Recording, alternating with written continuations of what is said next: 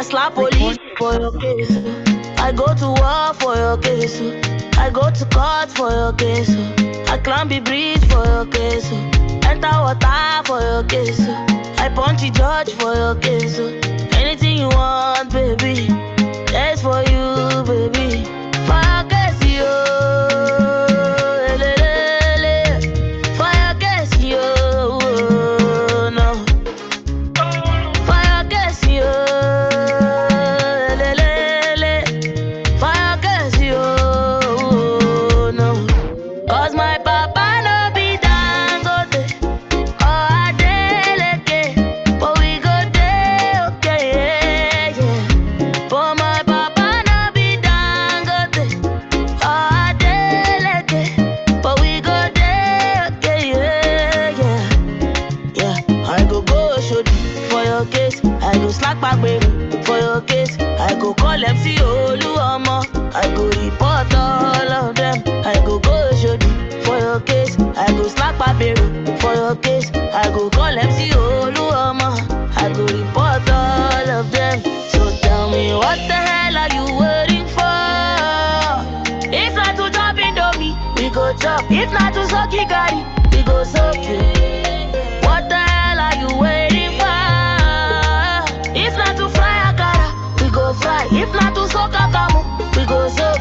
For your case, yo. For your case, yo. No. For your case, yo. For your case, yo. No. 'Cause my papa no be Dangote or Adeleke, but we go dey okay, yeah, yeah. But my papa no be Dangote or Adeleke, but we go dey okay, yeah, yeah, yeah. I go shoot for your case. I go slack back, baby, for your case. I go call MC Oluomo.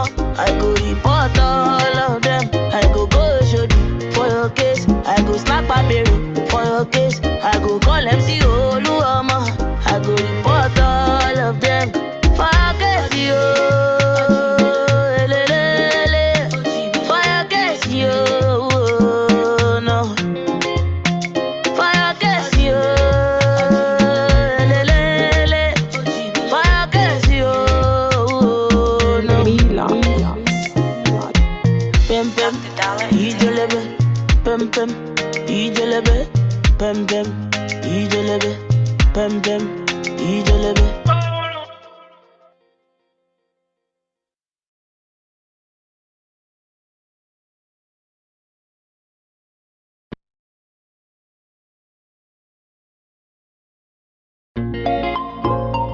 Yeah, yeah, yeah.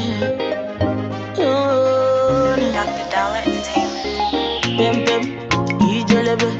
Pem pem, ijelebe. Pem pem, ijelebe.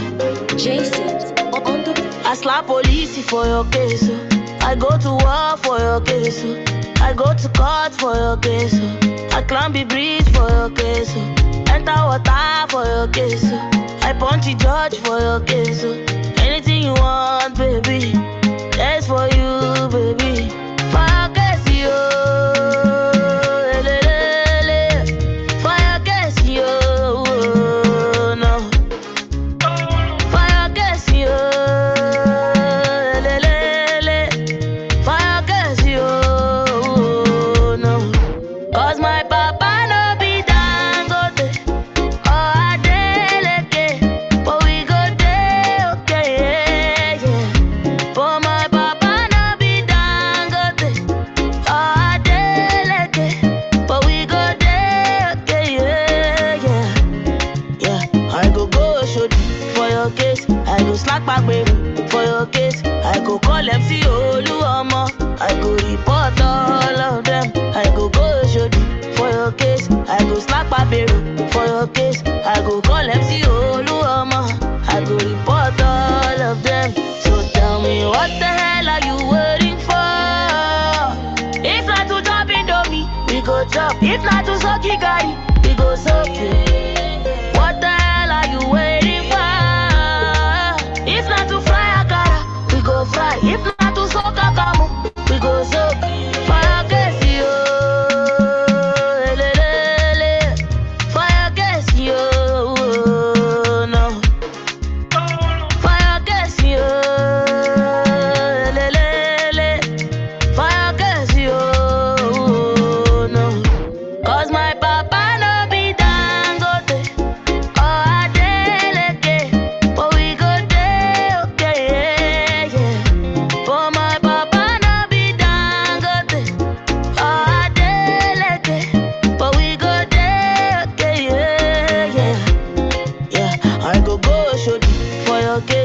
go slack back baby for your case. I go call MC Oluomo.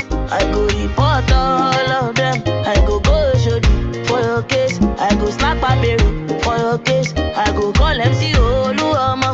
I go report all of them for your case, yo. For your case, yo. No. For your case, yo. For your case, yo. No. Pem pem, ijelebe. Pem pem, ijelebe. Pem pem, ijelebe. Pem pem, ijelebe.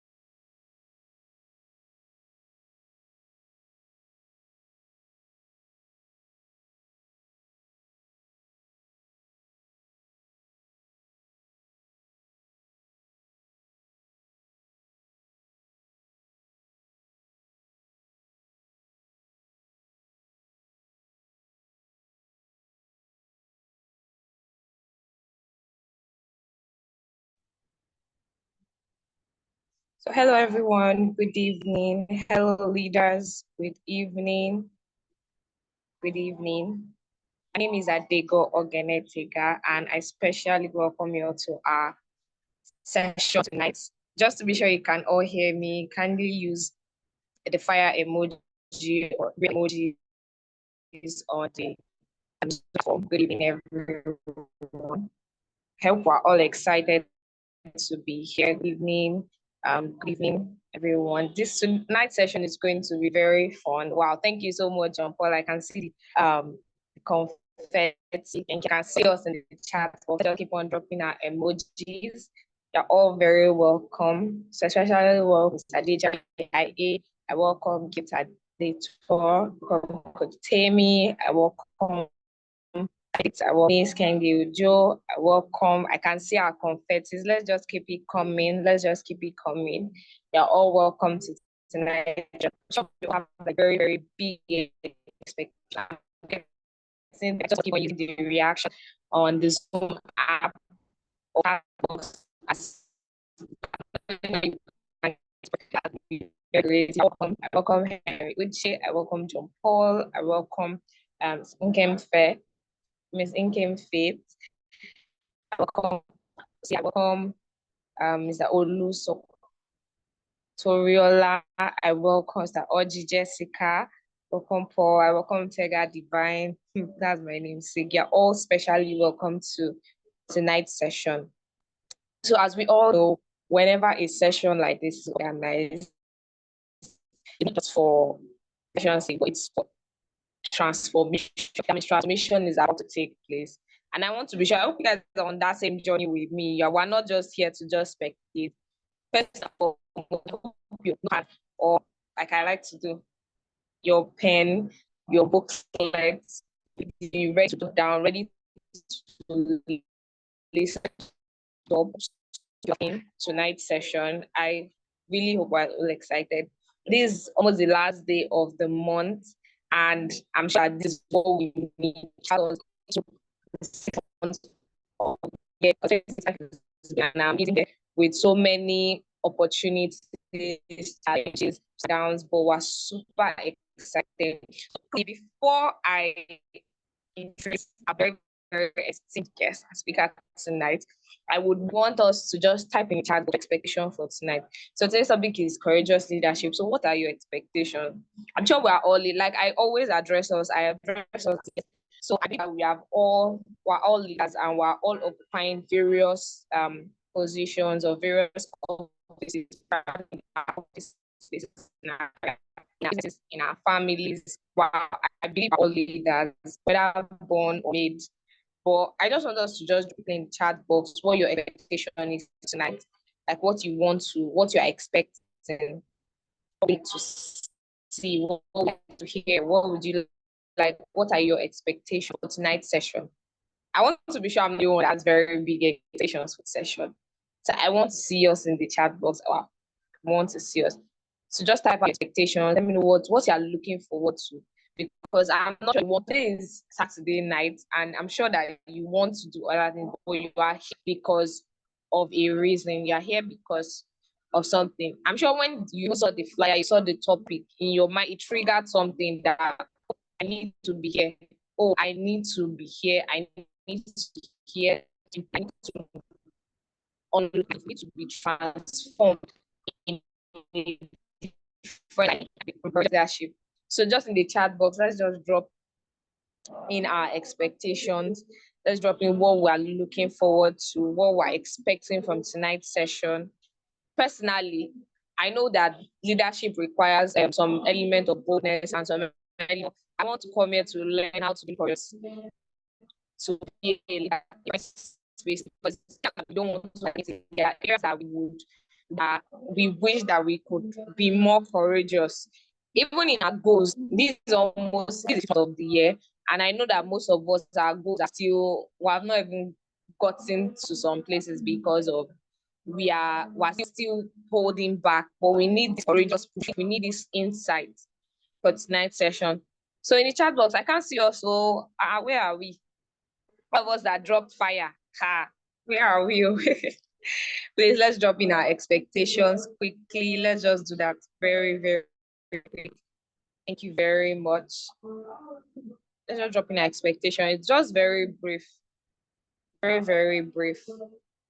Like I mentioned earlier, my own expectation is to look at new ways I can be more courageous as a leader and to even examine myself, because most of us were always claiming we're bold, we're courageous, we are in charge. But from time to time, you will notice that maybe something not falling in place. So something's not falling, and you're like, what am I doing wrong? So this session is to just evaluate. It's not knowledge, it's about information that you can check. Let me just read out quotations from Yvonne Boma. Says she has a humongous expectation on life.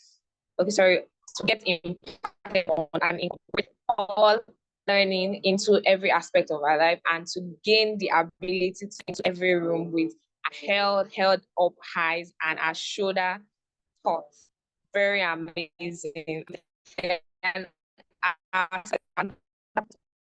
for gift is expectation is to acquire knowledge able to face and deal with the challenges that leaders face every day. I love how practical that is, because every day as leaders we're always mounted with different issues, whether in our workspaces, in our industry, business, in family. So it's being a leader encompasses just a very, very small space. I'm really excited that we have this experience. Then our coach Temi is excited to learn something new about leadership and to his confidence to yes. I really, really love our expectation. You can keep dropping your expectations, but quickly we want to welcome our leader. We're going to welcome our speaker for tonight. I'm very, very excited. I don't know if you're as excited as I am, but I'm very excited. So we're going to do something very, very sweet and something very spontaneous tonight. So while I'm reading out, or while I'm introducing him, in the reaction, I'm going to drop the first reaction so people will know what we're going to be releasing this reaction. I'm going to be releasing this reaction. So I hope you have seen the reaction. I'm reading while I'm introducing him, I'm reading out his introduction. I just want those two reactions to be flying up and down. And if you cannot do that on problem, you can just go to the comment or the chat box and dropping fire emojis for us. Dropping fire emojis for just to excite, just to carry the moment. So our speaker for today is in person of Senator Paschal Dike, MSc, MIT. I will stop if I don't see the reactions. I need to see those reactions because it is not easy.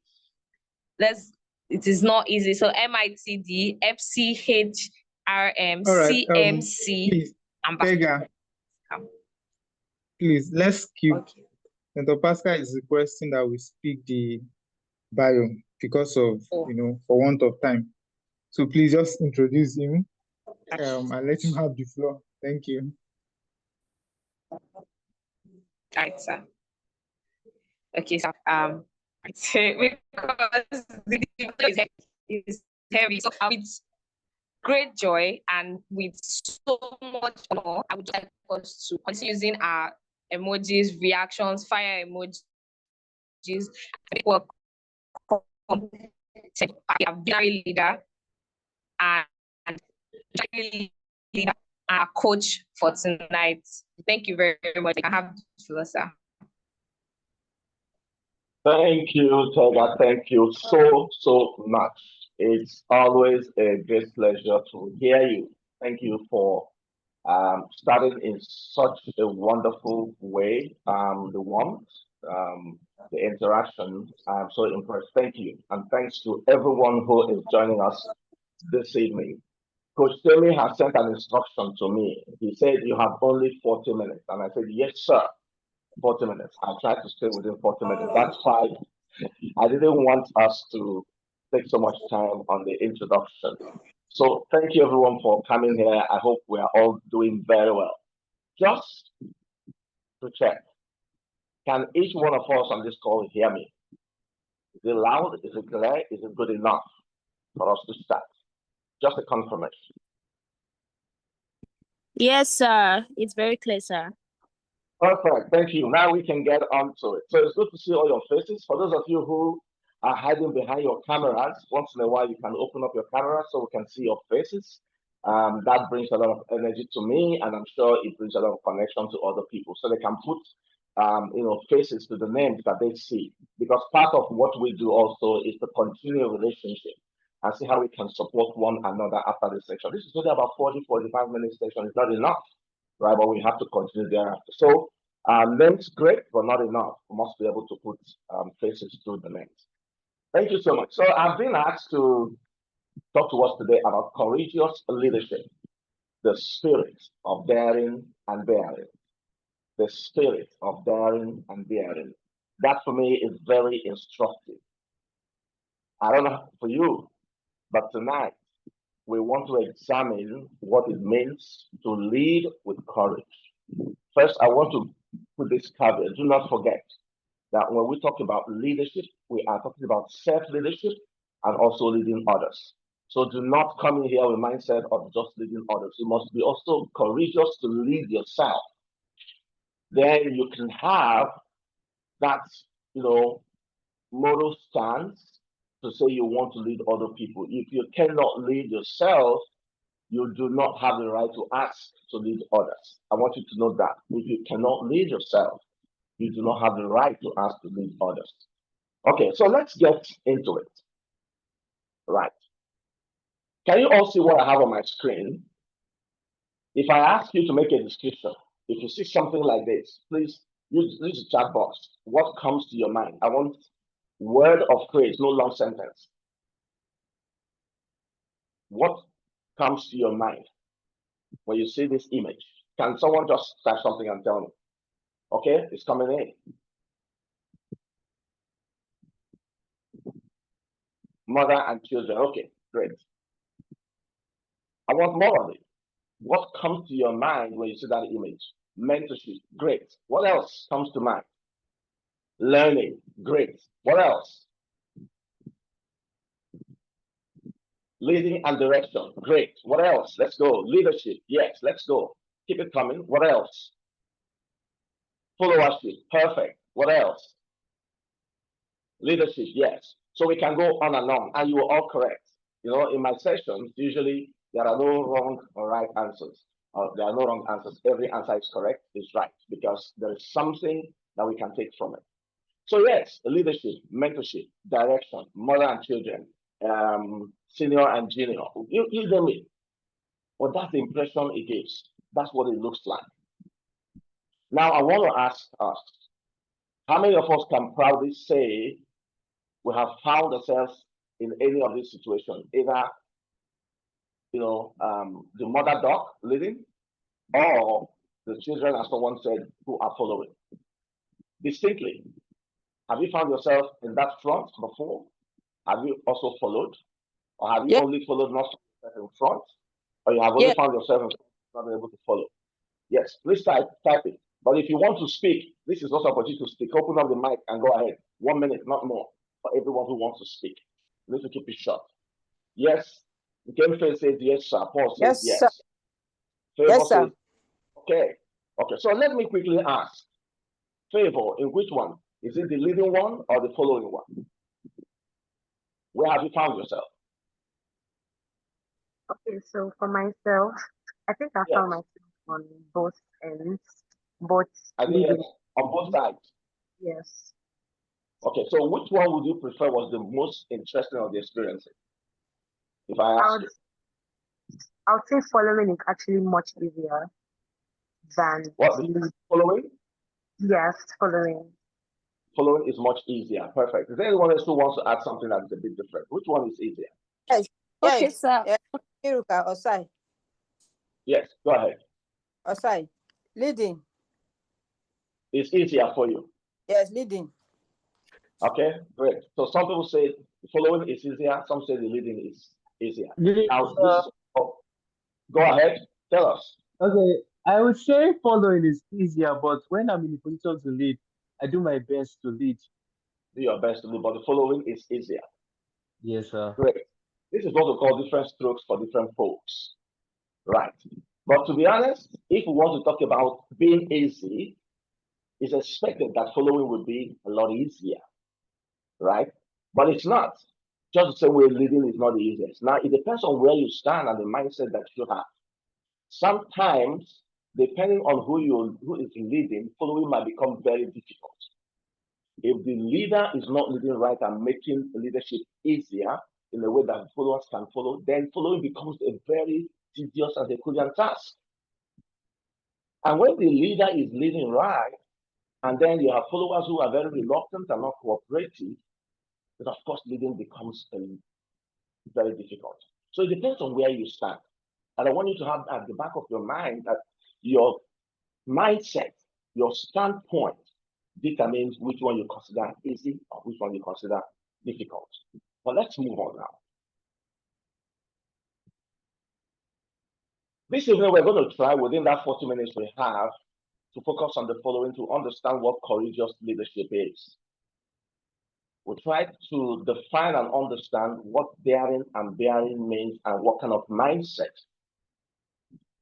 defines and exemplifies daring and bearing. We're going to look at a few real world examples because it doesn't make sense to just talk theoretically without being able to identify in real world where courageous leadership has been exemplified and deployed and practiced.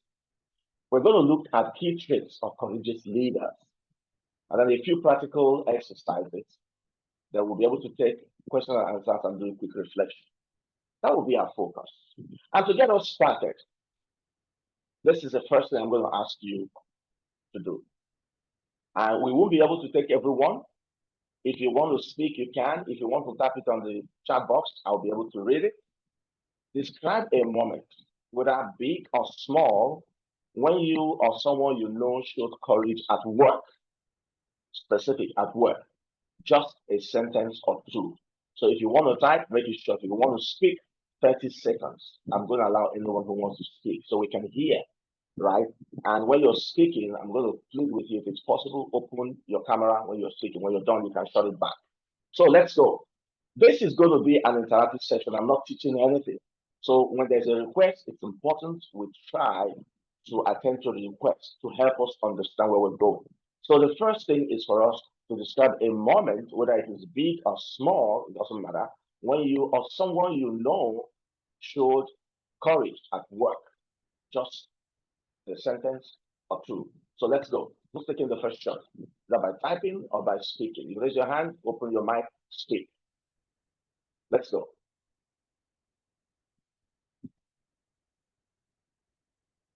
Let's go.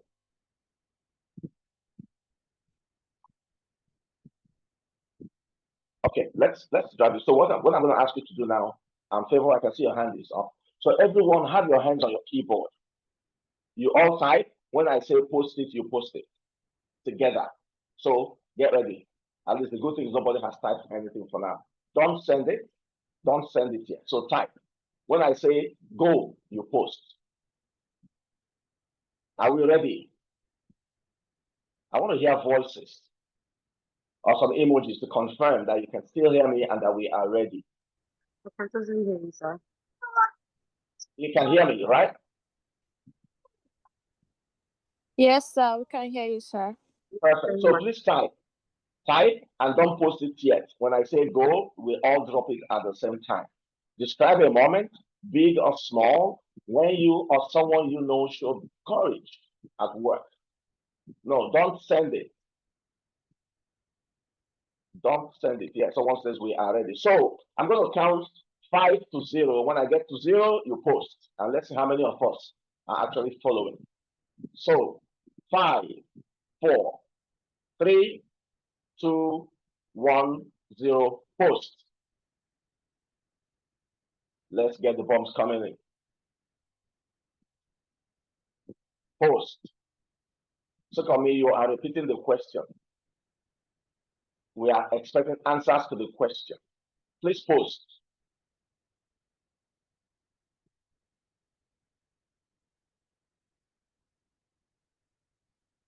Wow. Post. Only 2 persons have posted. Only 2. That's not good enough. Out of over 22 persons. Come on, impress me, friends. Post.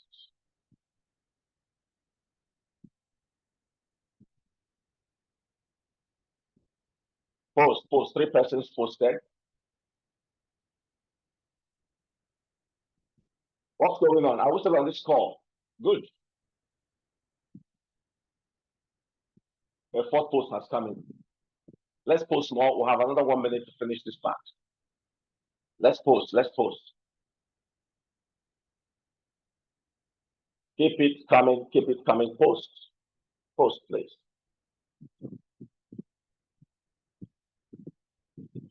Keep it coming. Post, post, post, post.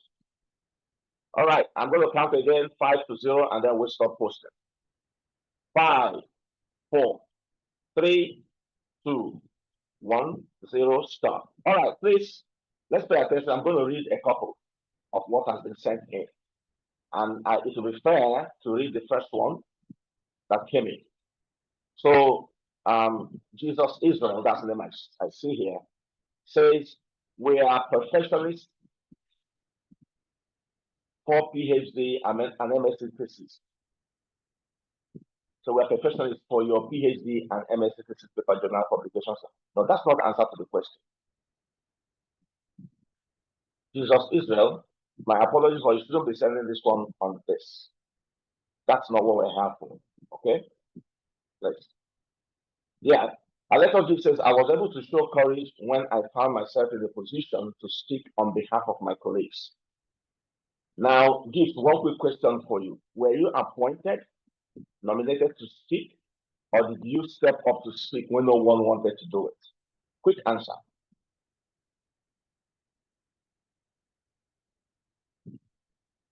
Quick answer. Gift, are you still on this call? I go to the next one. Favor, Iboman. I was in a social gathering and someone was intentionally trying to sabotage my ideas out of spite, but I had to address and reiterate my standpoint in a respectful manner. It was quite a number of people around me, but I was glad I did. Perfect.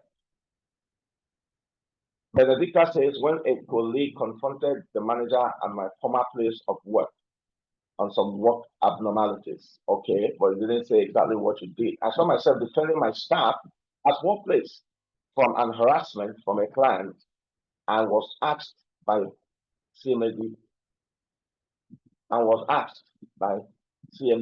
the site. Okay, you defended your colleague, very interesting.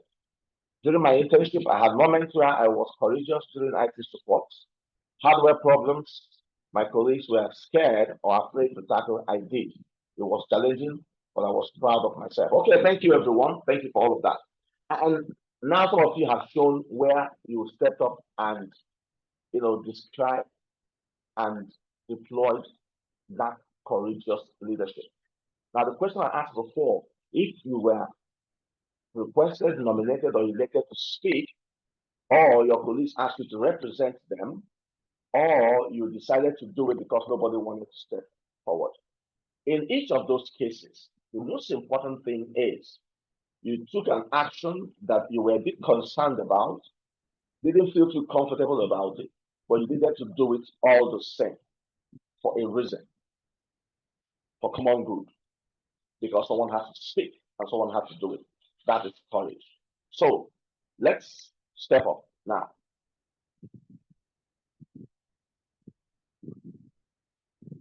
All right. So let's try to understand what courage is. Courage is the ability to confront fear, pain, danger, uncertainty, or intimidation. Fear, pain, danger, uncertainty, or intimidation. You see, ability to confront. So courage is not the absence, or when you feel like you have overcome fear, you have overcome pain. No, it is when you feel afraid, when you know you could be hurt, when you know there is danger and uncertainty and intimidation in there. In spite of all of that, you decide that I have to take the step. I have to speak. I have to act. Now, Confucius defines courage in its negative. Now, Confucius says, perceiving what is right and not doing it argues lack of courage. So if you perceive what is right and you are unable or you fail to do it, then you lack courage. But perceiving what is right and going ahead to do it, irrespective of the pain, the intimidation, then that is courage. I want us to know that. That is courage. So leadership before we dive in properly, we're talking about courageous leadership. So a brief understanding of leadership is very important. And without wasting our time, I just want to say to us, for me, leadership is responsibility and influence. Now, it doesn't matter how else you define leadership, you will find responsibility and influence in it. Or you will find whatever your definition is in either responsibility or in influence. And that's what leadership is. Responsibility means ownership, accepting the situation, stepping in, standing up, responsibility. The influence is the action you take, the way you speak, the things you do, how it influences people to go in the upward direction, in the positive direction, in the right direction. That is also part of leadership. So let's now understand what courageous leadership is. We understand now what courage is. Have an understand what leadership is. But what is courageous leadership? Is there anyone who want to give an idea of what your understanding of courageous leadership is? Let's get one or two comments. You can type it. Favor, please go ahead. What is courageous leadership?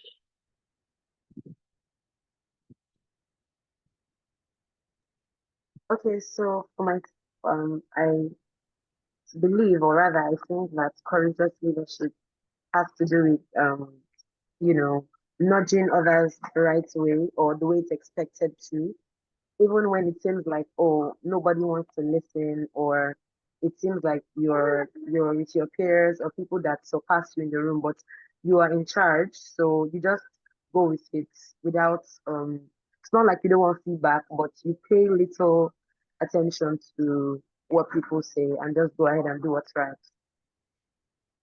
Going ahead and do what is right. But I also love when you say nudging people forward.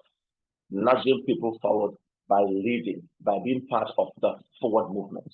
That is also courageous leadership. You're not asking them to go or do, but you are going with them, you are doing with them, and they are following through. That is courageous leadership. Thank you so much for that. So, courageous leadership is the act of leading when it involves responsibility and influence with authenticity. Please take note, authenticity. You are not faking anything. It is who you are. Okay, you don't act cold in the morning and act warm in the evening, and then in the night you are neither cold, you are not warm. It's authenticity, moral clarity. You understand the reason, the why you are going to take the action you want to take. That there's morality in it, there's justification in it, there's a common good there. And willingness to take risks for the greater good, even in the face of fear or adversity. Courageous leadership. Courageous leadership. That's what it is. Now, let's take it a little further. There are basically two pillars of courageous leadership. Two pillars of courageous leadership. And it's part of what we're going to look at as we discuss. Right? So, what I call daring and bearing. Daring and bearing. Those are the two pillars of courageous leadership. There is no courageous leadership when you do not dare and you have to bear. Now, to dare means taking bold risks.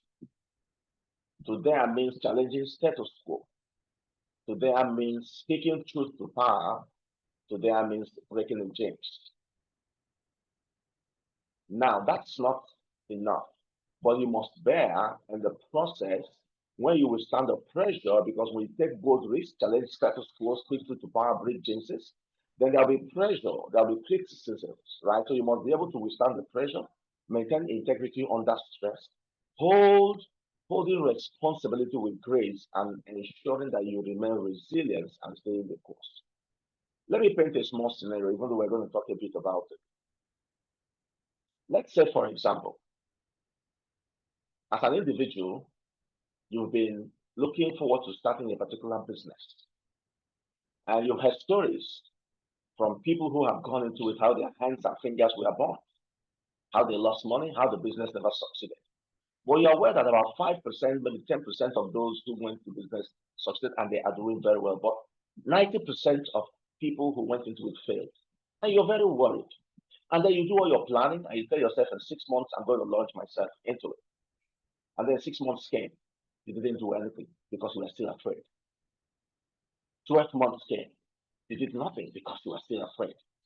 And then you went back and did some reassessment. I said, okay, in another 6 months, I'll be able to do it. That 6 months came, you did not. Now we have had 1.5 year pass. And then on the 24th month, which is 2 years, you decided to look, I'm going to go into it. And then you started, after gathering all the information, you started investing in the business, you the structure, and you went into it. The moment you've made that decision to invest in that business, to start it, that is daring moment. Please note, that is daring moment. But that is not a guarantee that business is going to succeed. It's not a guarantee that the business will survive. Now, the daring part is the most difficult because you must be able to be proactive and see the end from the beginning, and you must tell yourself the following. I understand people have got into these businesses and it didn't look good. Some of them didn't succeed. They have attempted this and that and that, and it didn't work. I understand the pain, the agony that goes with it. I am willing to stay the course. I'm willing to bear it. So when the pressure starts coming, you will not be taken unawares. You have prepared yourself, your mindset mentally, and you're ready. So the bearing part is what is going to lead to the success or failure of that business if you can stay the course. So you must understand that breaking the jinx, starting, okay, making that decision, going ahead is daring. But the bearing is when you withstand the pressure, the criticism, the troubles, the hurt, the losses that come with the process and stay until you come out on the other side, smoking hot and with success. That's when you can talk about bearing. So more specifically, to dare means to have the courage to do something, defy or challenge a situation to achieve your goal. Defy or challenge, right? So you do not pay attention to all the negatives. You're willing to go on even though you understand how difficult it is. Then to bear says to endure an ordeal or difficulty, to manage to tolerate a situation. You must tolerate, you must embrace it, you must accept whatever you find and the journey of making success out of your business or your career. That's very important. Now, why courageous leadership? Some of us might ask. Courageous leadership builds trust in teams. So if you work in a team or you have colleagues or you belong to associations or groups, when you are a leader who have courage, you build trust. People begin to trust you and trust the processes. They understand that with you, the team can go places. Courageous leadership drives innovation, right? It makes you understand, and the truth is there cannot be any innovation without courageous leadership. If you go back in history and in the recent past, all the great inventions and innovations that we enjoy today came out of courageous leadership because most of those innovations we enjoy did not come at one go. Some of them, there were attempts at first, second, third, fourth. For example, today, Elon Musk has launched his spaceship, more than 3 times. And then what has happened? Midway, he goes into flame, everything is lost and comes back and he invests again. And this is not a spaceship that will be $5 million, $15 million. Some of them will be like, $20 million, $30 million, $40 million, stuff like that. And he keeps investing in it. Now, tomorrow when he breaks through and there is an innovation and something he invented, nobody talks about all the pain that he went through because some of us might not even know.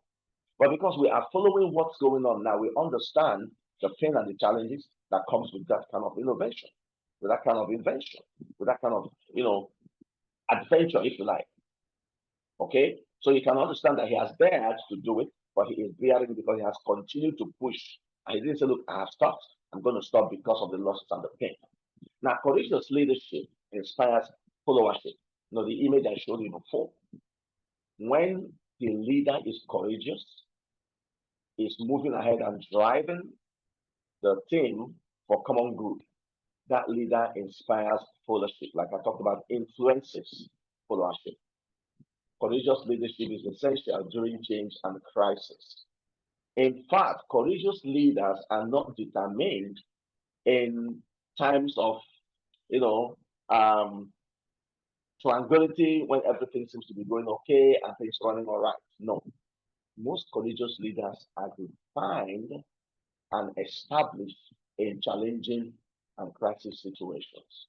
That is when you identify and you know them. And courageous leaders do not wish crisis and challenges away because they know it doesn't matter how much you pray, it's not going to go away. The challenges will come. Rather, they continue to embrace it because they know as long as they live, that challenges and crises will continue to exist. And that's how they view it. So to there is the risk of breaking the chains. To there is how much you are able to persevere. And then to win is the courage. By the time you risk it and you're able to persevere, definitely you will develop the courage to win. So without risk, without perseverance, there's no courage. And without daring, without bearing, there cannot be a win. There cannot be a win. That's important. Okay. I have a question for us. Are courageous leaders born or they are made? Please type in the chat pane. I want to see. Courageous leaders, are they born or they are made? Let's get the responses.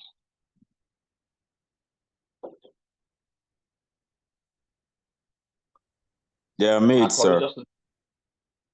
They are made. Thank you. Who else is typing? Somebody said they are made. They are made. Everyone says they are made. Okay. Let's get one or two more. They are made. Nobody's saying that they are born. First born, then made. Okay. So for those who say they are made, how are they made? And those who say they are first born, then made. Yes, go ahead. Let's speak. Let's talk. The conversation. Let's go. Continual effort and intentionality to be a courageous leader. You are not just born a leader. Even if someone says in your horoscope or something that you're a leader, it takes effort over time and intentionality. That's it. Okay. Thank you. Yes, who else? So it takes time, it takes effort. Why I said my answer was born, first born, then made. Because if you are born in a family, if you are born into a family where your parents they are leaders or they lead or you have siblings that lead, you follow up, you learn from them. And you might make mistakes and you cannot decide by yourself, okay, I want to be a courageous person, I want to lead, I want to do good things and people will follow along. That's when you are being made. So you're born and you're made. They're born and you're made. Someone says, thank you so much, thank you. Someone says they are made by being courageous to overcome the challenges of life. Okay, so we're all saying they are made. Okay, let me paint a small scenario. Imagine an individual who has not stood up before for others. Everything seems to have been okay. Has never had a reason to dare. Has never had a reason to bear. Right? Life has just been okay, maybe good, going on. So he didn't care. And just one particular day, someone trampled on his rights and denied him the opportunity to represent his company. And he stood his ground, pushed his way, made his arguments, finally represented his company and got results. So such a person, has he demonstrated courage? That's my question.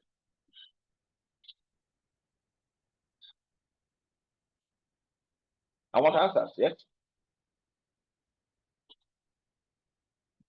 The first time he faced such an obstacle, such a challenge, and he stood up to it. Has he demonstrated courage? I want answers. I want answers. Let's go.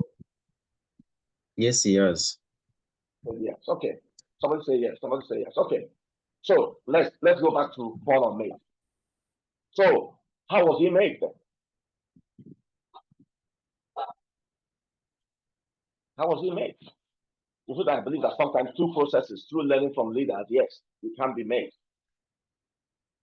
Okay. Let me not waste your time. Let me show you what I mean. Courageous leaders are driven to it. So even when you are made, you are driven. And there are times when you have not had the process to learn everything, but circumstance, spontaneously things can happen, and you can stand up for your colleagues.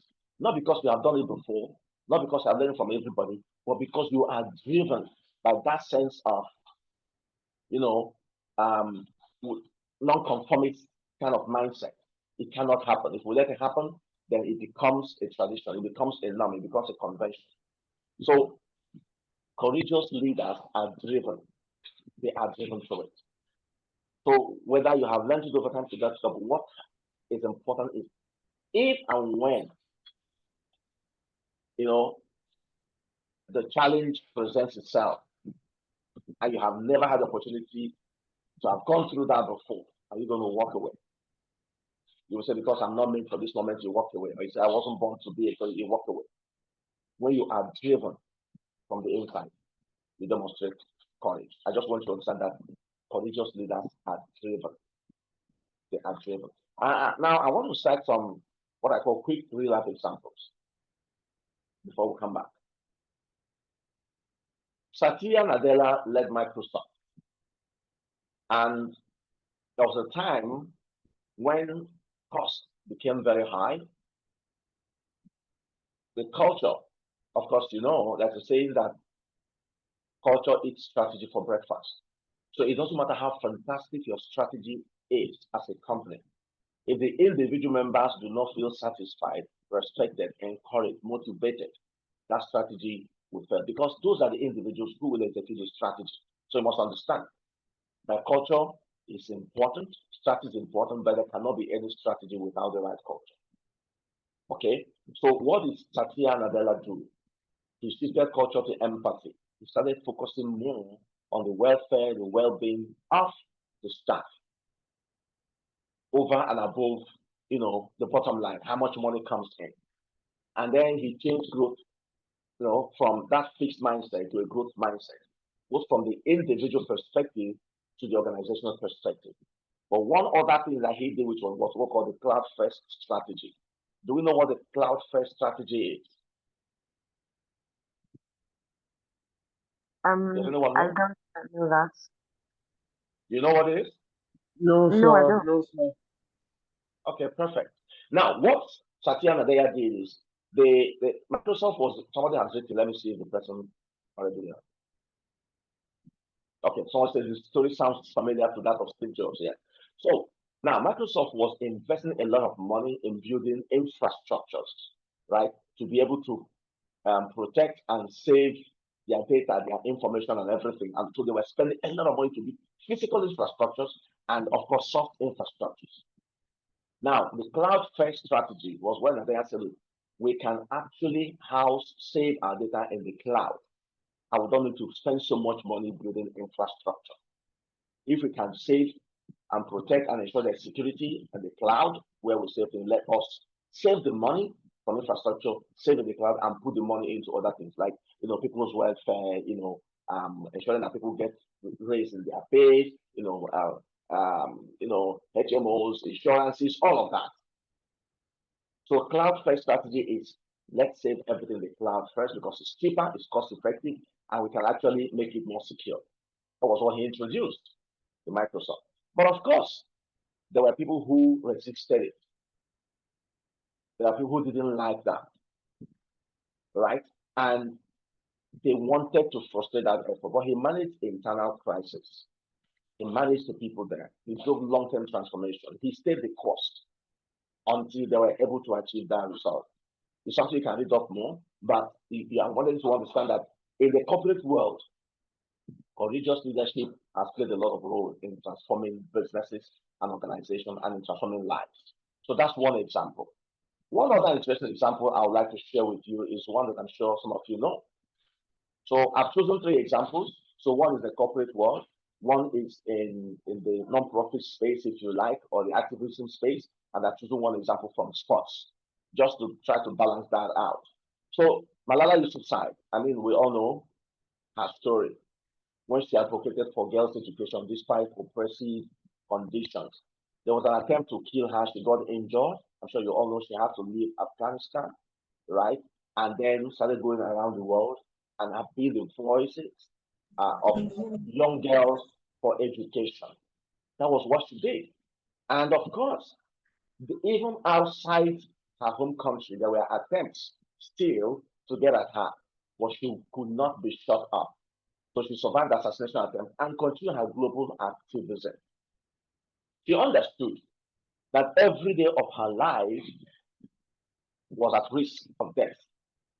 She understood that probably the best thing she would have done is to go somewhere quiet, keep shut, and just live a quiet life and enjoy her life. But she chose to continue to speak in spite of the challenges, in spite of the oppression, in spite of the attempts her life. And she knew that someday she could lose her life, but she didn't care. That is courageous leadership.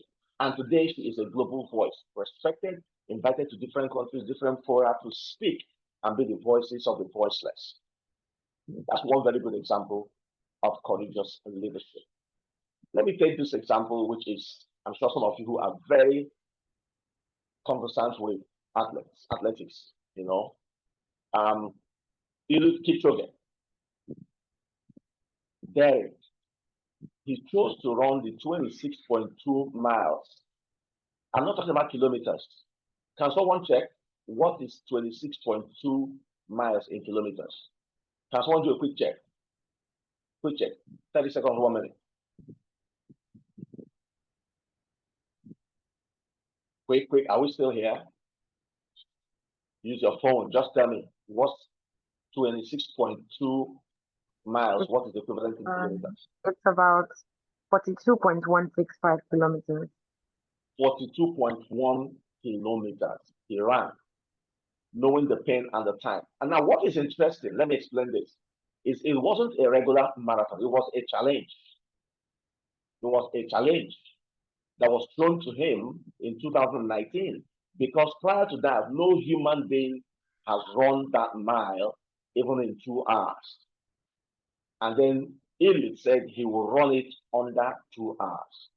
And it was thrown the challenge. The whole world was watching, especially those who are very interested in athletics. He withstood that physical exhaustion, the injuries, the mental strength to break the 2-hour marathon barrier. He ran it in 1 hour 59 minutes.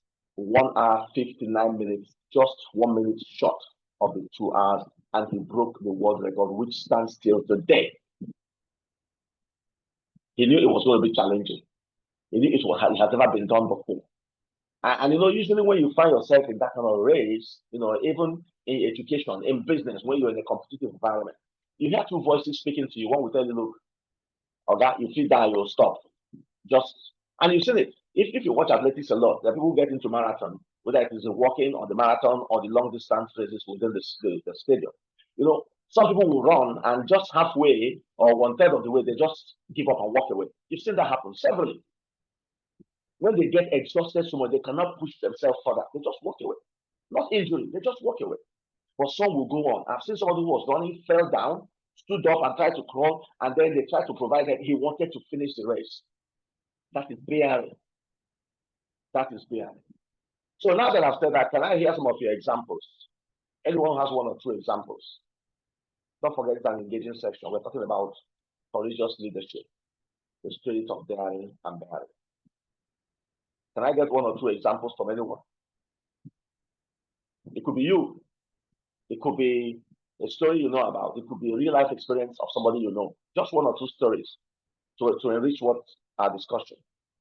While I wait for that, Yeah. go ahead. Yes. Okay, so I have a story today. It's a story that happened today in the bus.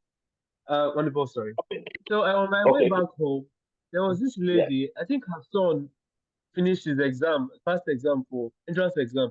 So she started revising him, like what he answered and everything.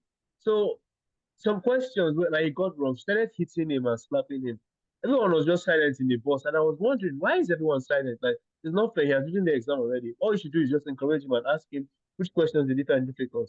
So at some point, I had to call and look at the lady. When we came down from the bus, I stopped to congratulate the guy. Well done. I could tell that from your answers, you're very, very brilliant and intelligent. Then I had to let the mother know that she should encourage him and celebrate him for attempting. He said he finished all the exam questions under 30 minutes when The time was even up. So the lady, I think she now her brain recalibrated. Then she was like, "Oh, thank you so much, son." And she was like, she now appreciated her son. So I feel like I was courageous today. Fantastic. True life. True life. Yes. Because I'm sure there were more than 6, 7 persons in that bus, right? Or more. Yes, yes, sir. Yes, sir. And no single person had the courage to tell Madam, no, no, no, that's not the right way. Madam, please stop. Madam, take it easy. He can do better in the future and all of that. Only one person, you. You demonstrated daring. But after thinking, I'm sure you contemplated for some time. You thought, should I or should I not? Should I or should I? I did, sir. I did, sir. I did, sir. Yes, that's the normal thing. That time when you're saying, should I or should I not? That is when you are challenged to know if you're going to dare. And then the moment you open your mouth to speak, you dare to do it. And then you continue. And maybe if the woman may have gone to say, is your business and all of that, you will not have given up. You politely but courageously continue to make your point. But at the end of the day, you can see you got the result. But the woman had a change of mind, like you said, his brain recalibrated, and he decided to take things easy. That is a typical example of demonstrating courage. That young boy will not forget that experience. He may not know you, he may never meet you again, but he will never forget it. So it's important. And that's why Mandela says courage is not the absence of fear, but the triumph over it. He said the brave man is not he who does not feel afraid, but he who conquers that fear and continues to thrive and stay the course. That's what it is. Now I have a question for you. And from the example that Paul just gave now, what stops people from leading with courage? Let's get some answers. What do you think stops people from leading with courage? Fear is one of them. What fear? Yes. Other people's opinions.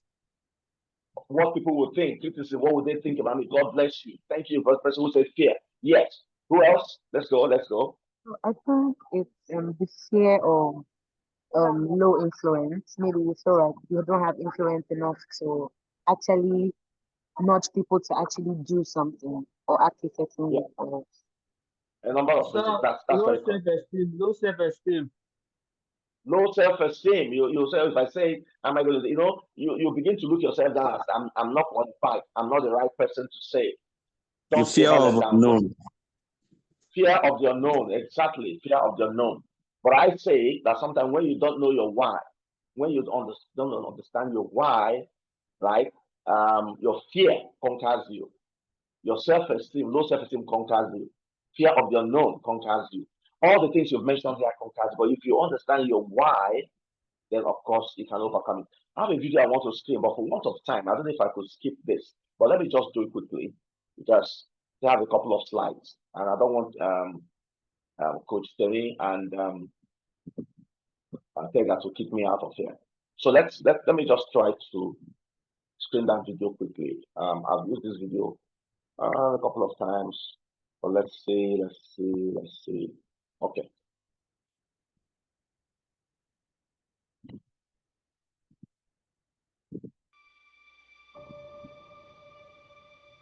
I just try to move it a little further to get there. If you want to, be brave enough to write every one of your goals down. But I'm going to tell you something. Life's going to hit you in your mouth, and you got to do me a huge favor. Your why has to be greater than that knockdown. And I love it. Buster Douglas got knocked out. Nobody ever got knocked out by Mike Tyson and ever got back up. It was almost a 10 count. He was stumbling. They were 4, 3,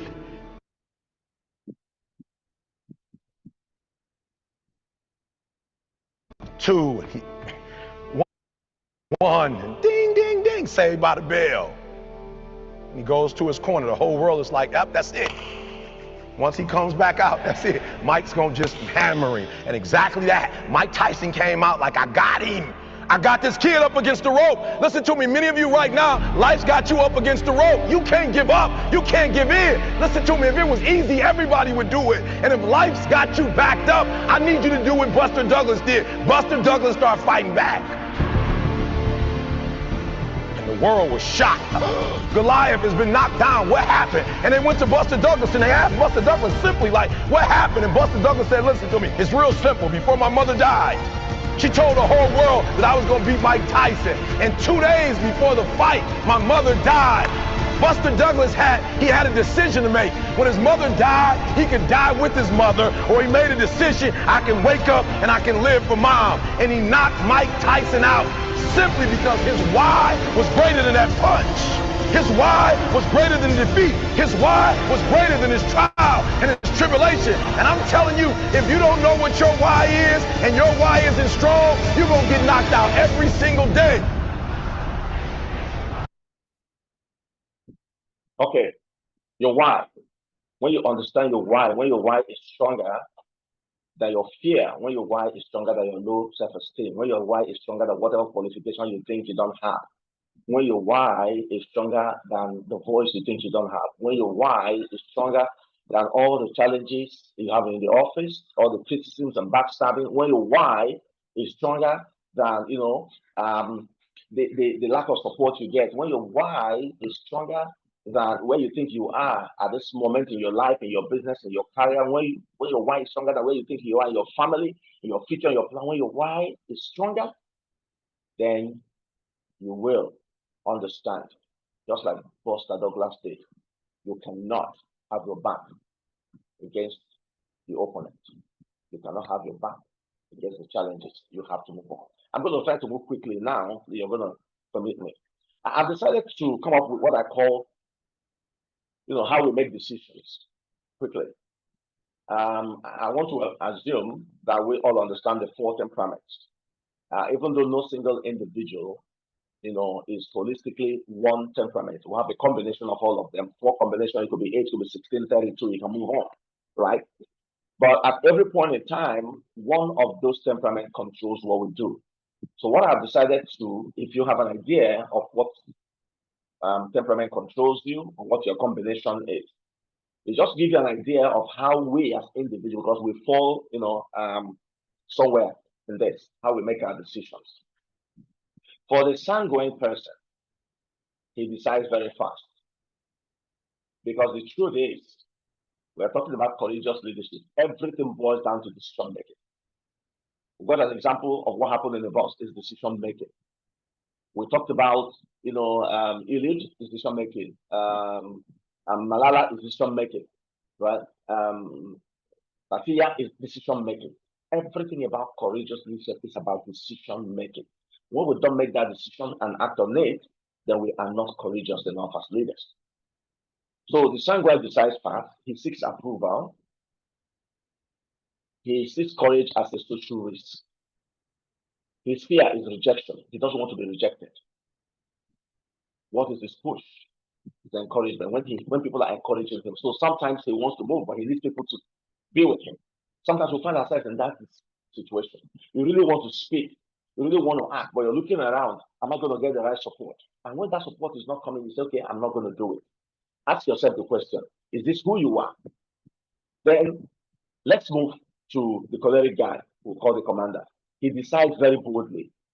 He seeks results. His courage is driven by confrontation. His fear is he doesn't want to fail and he doesn't want to be seen as a weak person. His push is autonomy and control, right? So is this where you find yourself when it comes to decision making? It's not you to lead courageously with respect, politeness. You want to show your courage by confrontation. When people don't agree with you, you just move on and you want to be confrontational. Is that where you find yourself? Deciding boldly is good, but must you do it confrontationally? No. Phlegmatic, the peacemaker, he decides very slowly. He seeks harmony. He sees courage as taking a stand. His fear, conflict, or he doesn't like conflict. Now, there are people who do not want to make decisions, who do not want to act courageously because they want to avoid conflict. Is that where you find yourself? You cannot, because of wanting to avoid conflict, you refuse to make decisions and act courageously. What is his push? Purpose and conviction. He wants to be convinced. So it takes time, wanting to convince himself why he should do something. And the last one, the melancholy. We find ourselves in a situation where we decide carefully, we spend so much time analyzing things. We seek perfection. We want to cross all the T's, dot all the I's, until we are clear in our mind that there isn't too much risk. We don't want to take a decision. We don't want to lead courageously. So his challenge with courage or acting courageously is he risks being wrong. He doesn't want to be wrong. Now we cannot, because we don't want to be wrong, we refuse to make decisions. We refuse to act courageously. It's okay to fail. It's okay to make a decision and it's wrong, but you must be convinced in your mind that you have looked at all the risks involved. You've done all the calculations, you cross all the T's, dot the I's. At some point, you're making the decision. Because if you wait when everything is perfect before you make a decision, it will never come. But perfection is an illusion. He fears criticisms, right? He doesn't want to be criticized. So that's his fear of not wanting to act courageously. He's pushed clarity and validation. He wants everything to be clear, and he wants people to say, okay, we checked everything, we're fine, we can go ahead, we can do it. Which one resonates with you? My submission here is it doesn't matter what you think, it doesn't matter what the situation is. When you have to make a decision, you have to make a decision. When you have to dare, you have to dare. When you have to bear, you have to bear. Right? What are the traits of courageous leaders? Courageous leaders. What are their traits? Integrity, emotional intelligence, vision, grit, empathy, decisiveness for me is key. Everything. People will only know your integrity. They will be able to capture your emotional intelligence. They'll be able to understand your vision clearly. They'll be able to see whether you have grit. Your empathy will only be expressed when you make a decision. If you have integrity, emotional intelligence, vision, grit, empathy, and then you don't act, and you just sit down and look this way, nobody will know whether you have it. Those things are made manifest in decision making and acting courageously. You have a choice. Courageous compass. I want to ask this question, and I want us to respond quickly. For want of time, I'm moving faster now than I should.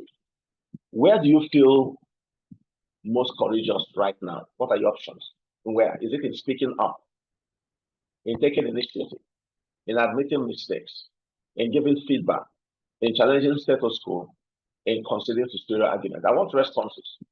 In which area do you think you feel most courageous right now? That if it comes to speaking up, I can do it. Take initiative, yes. Admitting mistakes. Because sometimes we think admitting mistakes makes us weak. No, courageous leaders admit their mistakes. Courageous leaders also concede to superior argument. That's actually what makes you a true leader. Right. So can I get quick responses if you're still on this call? Because it looks like everywhere is a bit cold now. Okay. Okay. So I feel most courageous in speaking up right now. Speaking up. Perfect. Yeah.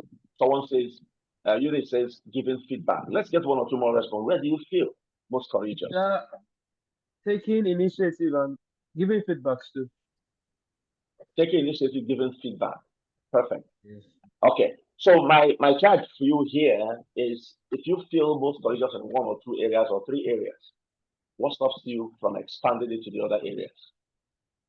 So we must work towards that. Like I said, there's no perfection, but you must continually push towards that direction of perfection, even though we will never get perfect. But we must constantly work in that direction. So if you feel most courageous in speaking up and taking initiative and admitting, your mistakes, Giving feedback try too. to push, giving feedback, challenging status quo, conceding to your argument. These are all traits of courageous leaders. Okay. Practical exercise, the bold move.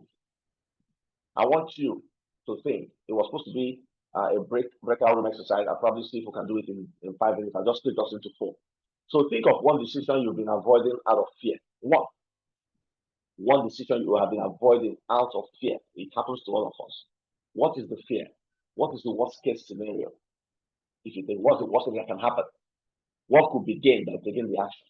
So I'm going to place us quickly now in, you're going to spend just about 3 minutes. When you come out, one person should just tell us what your findings are. Are we still on this call? Confirm. Yes, Confirm sir. quickly. Yes, sir. Yes, sir. Yes, Okay. sir. Yes, sir. So I'm going to do it randomly. 3 groups. So I'm signing automatically. You've seen the question. Please take notes of it.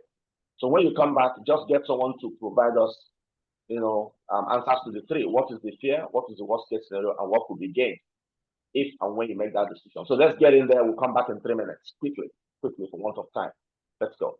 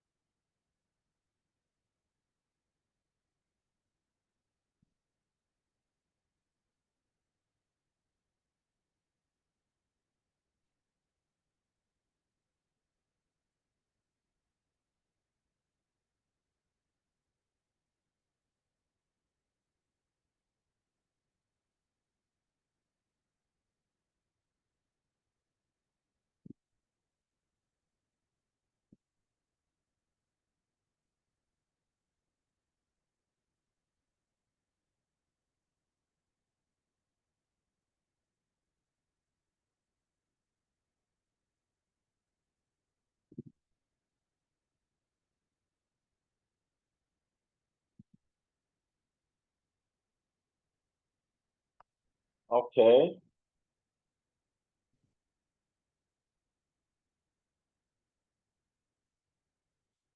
Right. So welcome back, everyone. Can we have quickly each of the rooms? Can we get the outcome? What is the fear? What's the worst case scenario? What could be gained by taking action? Who's going first? For which team? I'm speaking first. Go ahead. I'm representing room 1. Go ahead. So, a participant in the room or a member of the room raised an issue of establishing a business, and that the major obstacle, the major fear is the fear of risk, the risk involved in the business. So, and if this fear is conquered, the world will benefit from the business. So what's the worst case scenario? What could happen? What the fear must be hinged on something. So what is the worst case scenario that you do the business, it doesn't give the result? What is it that could happen? If you look at that. The worst case scenario is that the business may run at a loss, and then it may even shut down. But also, what could be gained, like you said, the world will benefit from it. So there's a need to weigh what the losses could be versus what the gain could be. Do you understand? In making that decision. Now, this is a decision-making process, and when you understand truly what the fear is, they ask us, what is the worst case scenario? Now, the worst case scenario versus what could be gained, and then you weigh the option, and then be able to make your decision. Next group, next team, let's move. Who's speaking next? Sir, I'm Paul representing group 2. Go ahead. So our fear of failure, like failing an exam. So the worst case scenario is potential carryovers or a spill year. And what could be gained by taking action? That's studying very hard and focusing heavily on past questions and just trying to pass the course. Now, what could be gained by taking action is you pass the course and you thrive. You're happy with it. Perfect. That's it. So you need to say, what is your fear? What is the worst case scenario? And because you don't want that fear to live with you, and you understand what the worst case scenario is, then take action that is necessary. Last group. Last group. Let's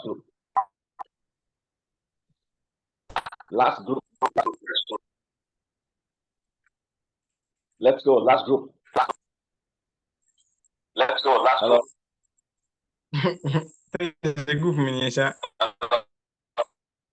Hello? Okay, the last group. Yes, go ahead. Hello, can you hear me? I can hear you. Go ahead. Hello? Okay. Go ahead. Yes. What's good? I'm representing the last group. Yeah, great. Go ahead. The situation is the fear is taking the position of a leadership in a community. Mm-hmm. Taking this position of a leadership in a community. Mm-hmm. As the chairman of a community, a local community, and the worst case scenario is, being criticized, the fear of not being successful at the end of the day, as the past administration have shown.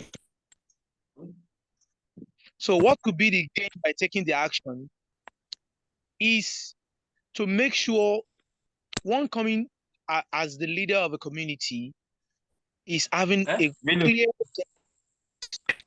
of the reason is going to the position. Okay, of the reason is going to the position.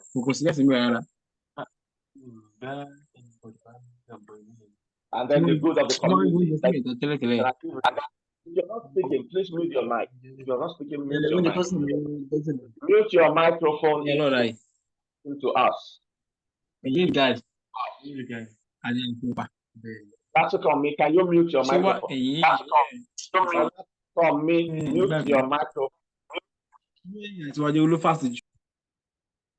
Okay, let's move on. Thank you for the feedback. So what we have done is to understand what your fear is. You understand what the worst case scenario is. When what could be gained outweighs by far the worst case scenario, you're expected to proceed to take the action. All right. This one, I don't want us to go into breakout room because of time. There's a scenario you are being criticized for a tough or necessary decision. How do you respond with integrity and transparency? How do you communicate it courageously? Anyone who wants to give a thought around this, you are being criticized for a tough but necessary decision. How do you respond with integrity and transparency?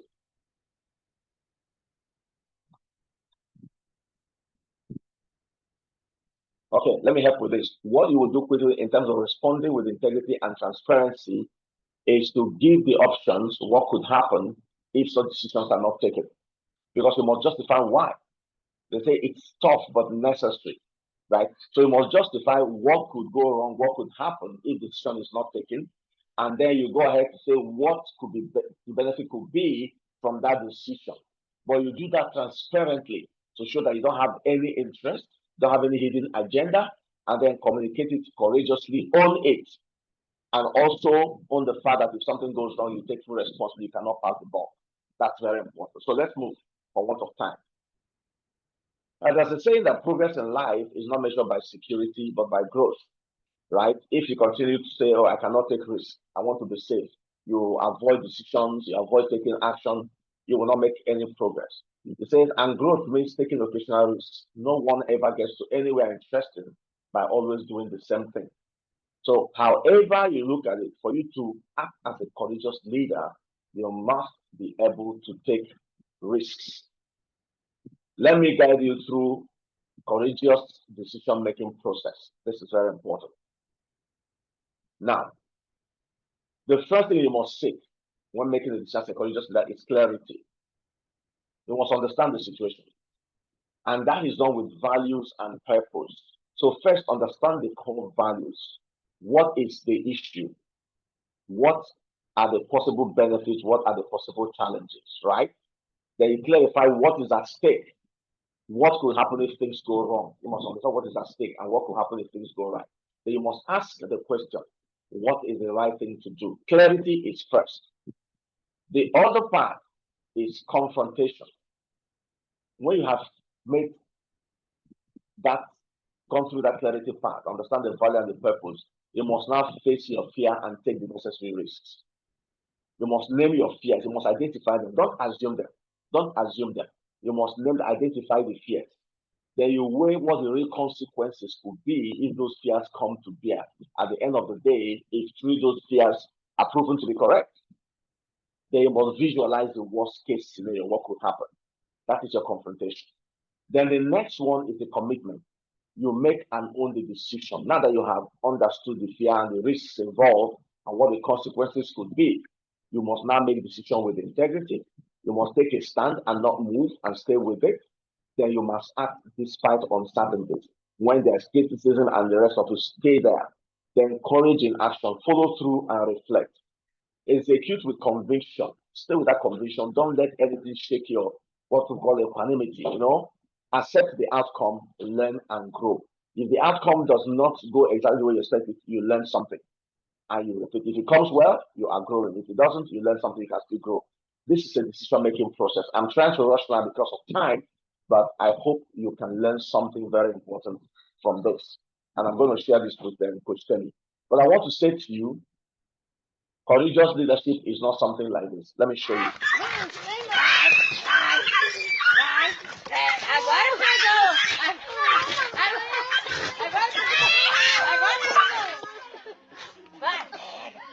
Aí sangrando, não, eu acho feio isso. Você não tá filmado aí? Eu acho bonito. Que nada. Esse galo aqui é pra fazer. Esse galo é o cabelo. Eu tô dizendo que esse galo é o cão, é a cachorra. Okay, don't worry. I just said that. I wanted to make a point. Now, courage is not exposing yourself to the jaw of death without necessity. There are fights you don't have to pick up. There are times when you don't have to put your integrity and your name on the line. There are times when courage means you should walk away. There are times when courage means you should concede. There are times when courage means you should accept your mistakes. There are times when courage means silence and walking away. Courage is not necessary because when you are silent on certain things, it's also a decision. You decided to be silent because you know your silence will bring peace, will bring progress, will make things okay. So we must understand what courageous leadership is. It's also silence sometimes can also be more action than words. So please take note of that. I'll skip this one. It's not very important. So let us interact. I want to ask you, what's harder for you, daring or bearing? Can I get responses? What's harder? Which one is harder for you? It is a bearing aspect. Daring aspect. Staying the course. One more. Bearing. Which one? Bearing is harder. The bearing part is. For myself, bearing is definitely harder. Which one? Daring or bearing? Bearing. Bearing, definitely. Yes, most cases that's what people say when I talk about this. They say the bearing is the most difficult part, you know, and it's true to a large extent. And so my encouragement to you is when you're there, please learn to stay the course. It's very important. Doing it is more difficult. Stay the course. Stay the course. Daring is more difficult, sir. Don't give up. Okay. What's more? Who is disturbing this call? I'm sorry, please, favor, can you? Yes, that's done. That's done. Okay, so what's more? Courage is action plus values plus risks. You know, we talked about that before. So the first is you must understand what the value is. You must understand what the risk factors is, and then you must act. That is courage. These three must be involved. There's no courageous leadership without action, without values, and without risk. All three must be complete. The absence of one does not make it courageous. It requires both boldness and endurance. Every leader can cultivate courage. Over time, you can cultivate courage. You know, from learning from people, from understanding your why, which is to be very, very strong. Okay. Now leave this on certain behind theory. Okay, this is my last, I think maybe the last one. I want to give this exercise. So can we just read and let's discuss it here? I don't want to put you in breakout room because of time. I want us to read. I'm going to be reading, just follow through. It says, in March 2020, during the early stages of COVID-19 pandemic, the aircraft carrier USS Theodore Roosevelt, under the command of Captain, under the command of Captain Crozier, was docked in Guam. An outbreak of COVID-19 spread rapidly on board, infecting dozens of sailors. The challenge: Captain Crozier faced a moral and leadership dilemma. The virus was spreading quickly, and close quarters aboard the ship made it impossible to contain. Crozier believed the Navy's response was too slow and inadequate to protect his crew. He requested evacuation and quarantine of nearly the entire crew. When he felt that his concerns were not being taken seriously, he sent a 4-page letter up the chain of command, which was later leaked to the media. In the letter, he implored the Navy to act more decisively to prevent unnecessary deaths. We are not at war. Sailors do not need to die. Consequences: the leak of the letter created political and public pressure. As a result, Crozier was relieved of command by the acting Secretary of Navy, who argued that he had exercised poor judgment. Question: was Captain Crozier justified in sending the letter despite the risk to his career? How do you define courageous leadership in a military or higher stake setting? Could the situation have been handled differently to balance duty and ethics? What lessons can corporate or civilian leaders take from this case?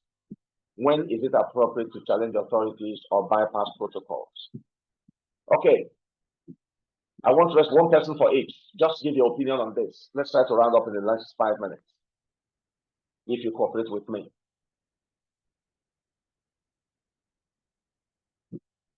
Hello.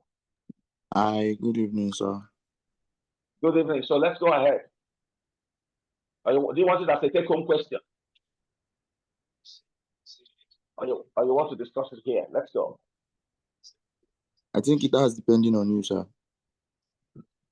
What? So that depends on you, sir. If you want us to take it, It doesn't depend on me. I have read a scenario, and I've asked you a question, and if you're not responding, it's when you respond. Okay, I will answer the first one. I will answer the first one. Yeah. Captain Cruiser justified in sending the letter despite the risks of his career? Yes, sending the letter was the right choice in order to save the life of his sailors. Thank you. Thank you so much for that. Next question, how do you define courageous leadership in a military or high-stakes setting? Who's taking that one? Or number 3, or number 4, or number 5? Let's do it and close in the next 5 minutes, please.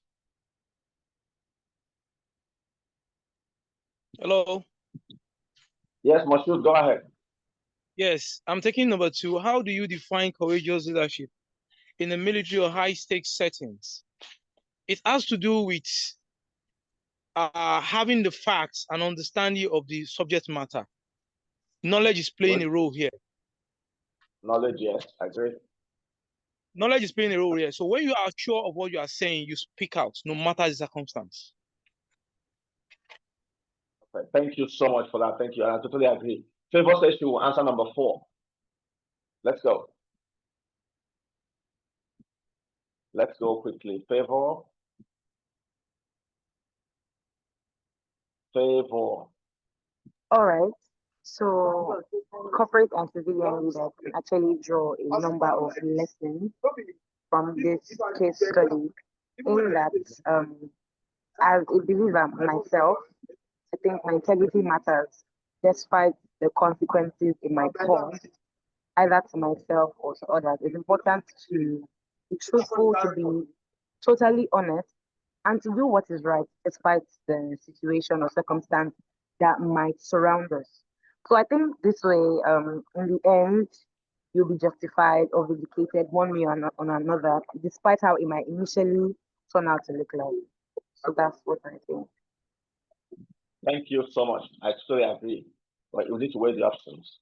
Now, I just have one thing to add here, that the Navy command, the Navy leadership would have preferred Cruzier to do things right, but Cruzier chose to do the right thing. Do we know the difference? They would have preferred that he does things right, but he chose to do the right thing. What's the difference? I think they wanted him to not reveal the secrets or not reveal their agenda or their mistakes or failures. But he ended up doing the right thing because that's what would save lives. And that's what I think. Okay.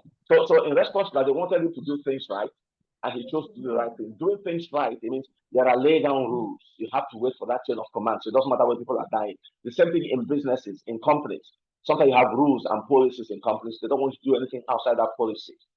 But there are times when people's lives are involved, when morals are involved. You need to ask yourself, keeping my job and letting people die, keeping my job and letting people suffer, keeping my job and letting people lose money, and doing the right thing, even if it puts me at the risk of losing my job, and saving people's jobs, lives, and all of that, which one is more important? So doing the right thing is leadership. Doing things right is management. They wanted him to manage the situation and not lead in that. And he decided to lead as a courageous leader. I want us to take that home. Very important. So, final summary on that. From that Captain Cruzer's experience, moral courage, Cruzier prioritized the safety of his crew over his own career. How many of us on this call or in Nigeria can do that? Integrity and accountability, he accepted the consequences of his action, standing by his decision. He accepted, and we'll talk about accepting the consequences. It doesn't matter what. Risk-taking for greater good. He chose to escalate the issue, knowing it could and did cost him his position. When we are aware of what could happen to our position, that we could lose money, lose our position, suffer some consequences, are we still willing to go ahead to take the risk? That is courageous leadership. Servant leadership, Groza demonstrated that his highest responsibility was to those under his command, not to politics or protocol. Very important.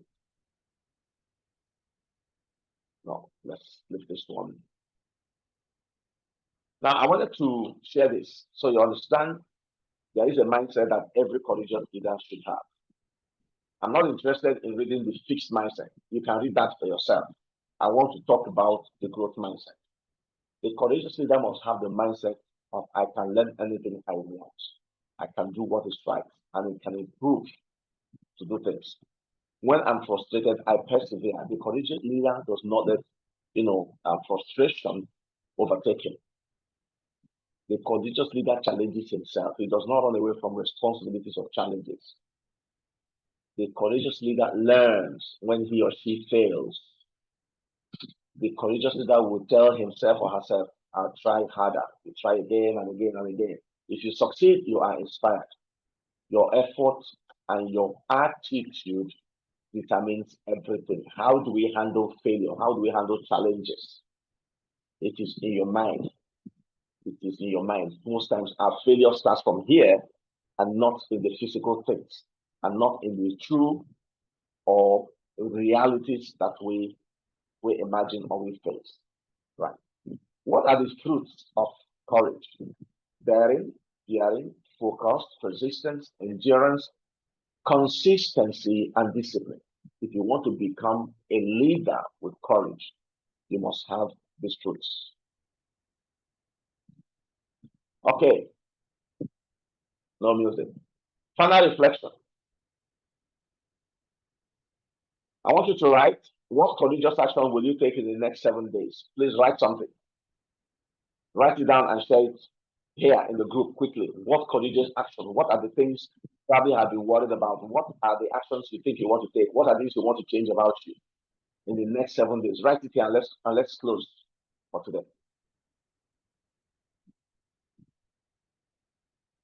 I'm waiting for somebody. Once I have up to 3-4 persons, right, then we're done.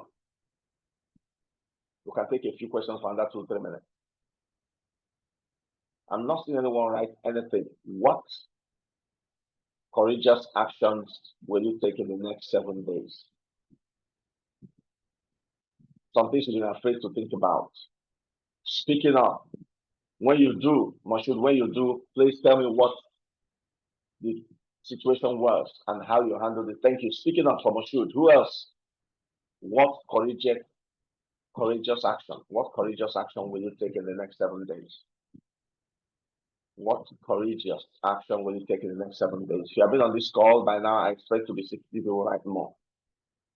Sleeping early, reading novel and my Bible, improving my skills, and never keeping quiet when I notice something wrong is happening. Thank you so much. All of that.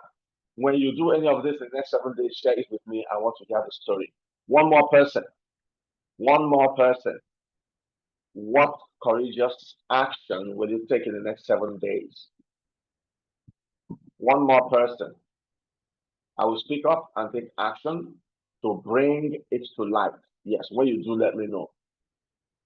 That is from Ike College. And then Adedamola says, daring, discipline, and endurance. If you do any of this in the next 7 days, let me know. I have something to talk to you about on that if you do. And they're making bold moves from gift. And then Unit says, speaking up, taking initiative, public speaking, and organizing webinars. Thank you so much. Thank you so much. My dear friends, this actually brings us to the close of our session today. Sorry, I had to rush the later part because I know Temi will might find me if I stay longer than this. I've already exceeded the time given to me. Thank you. Do you have any questions? Quick one. We can take 1 or 2 questions, and I hand over back to Tega if you're still on this call. Over to you. Thank you so much. Thank you. If you have any questions, I can take 1 or 2 questions and wait. So I have one question for you. Yes. All right. Okay, thank you very much. Can we just appreciate him in the comment section quickly? Then if you have a question, just use the reaction feature to just raise your hand so that I'll just call you on so that it will be very orderly. So the first 2 people to do the reaction feature take your questions. But while that is happening, please, I just want us to drop fire emojis and also our reactions to appreciate and to Pascal for that wonderful session. My notes are very filled up.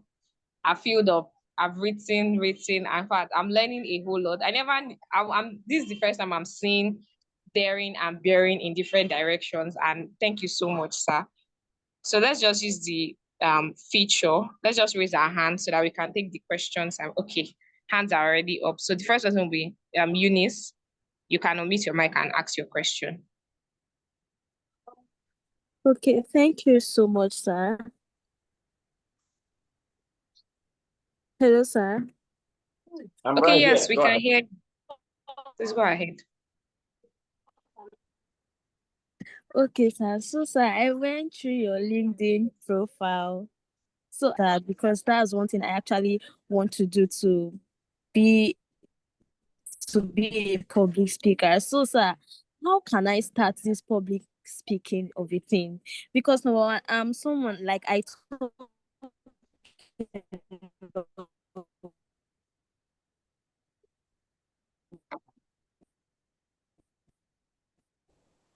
The line is breaking. Eunice, if I got your question, you're asking how?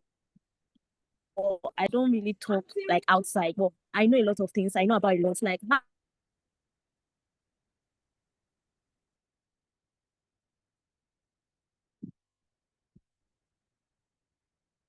Connection is breaking. If I heard Eunice, she's talking about how to break the jinx, and maybe she has deep interest in public speaking. She's asking how can she break that jinx of not pushing herself enough to engage in public speaking. I think that's about the summary of the question, correct? yes, sir. Okay. Okay, perfect. Eunice, it's going to be a lot of discussion. But the first thing I say, you see, that jinx of not believing yourself. Now, I'm happy when I hear you say you know about a lot of things. Okay, I'm sure maybe you read, you study, do a lot of research.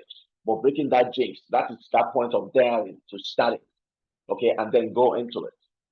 That's something we can discuss. So I'm more than willing to provide some support, even though my time is very tight. But I'll say through Ega and then Coach Temi, let's have a conversation so that we don't waste so much time on that. But it's something that can be done. We need to help break that jinx, build confidence, and then with everything that you know, once you have the confidence, you break that jinx of daring.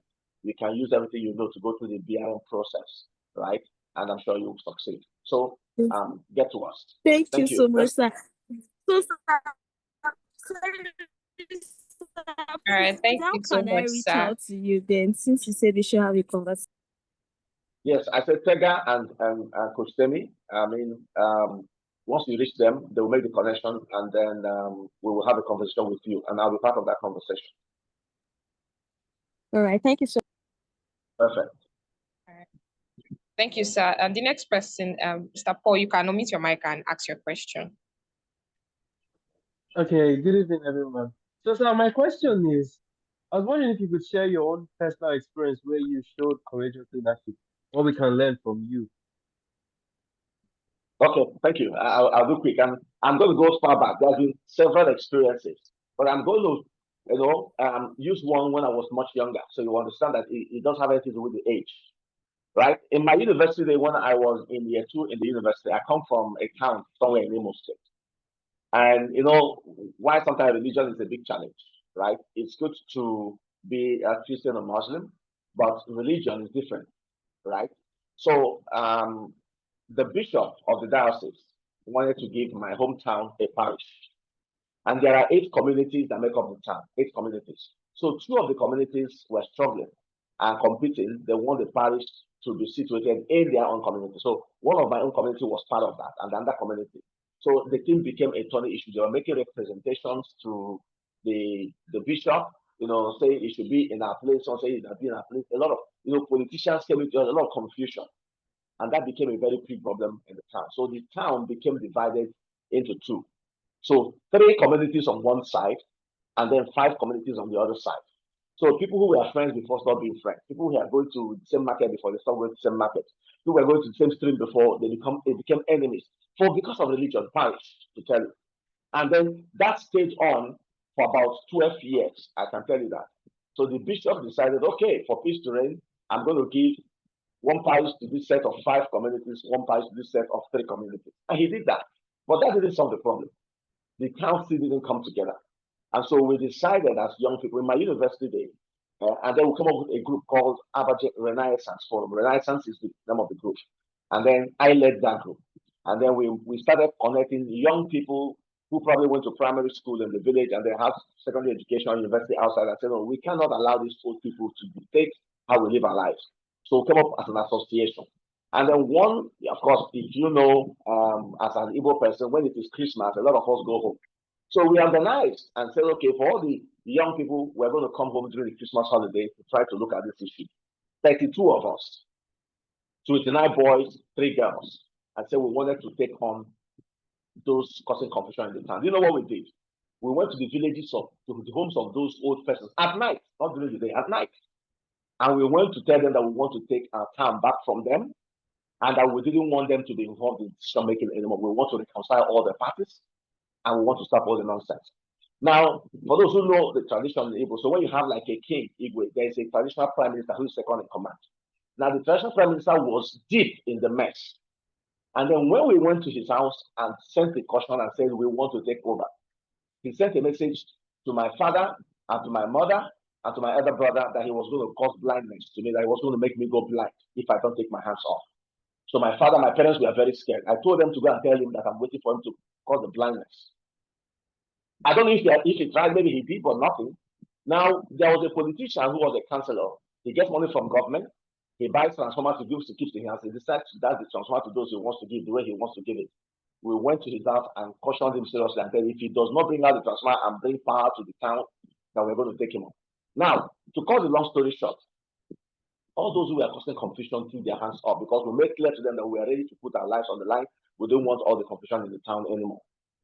And believe me, 1 year down the line, before we used to have a football competition in the town, we started a football competition again.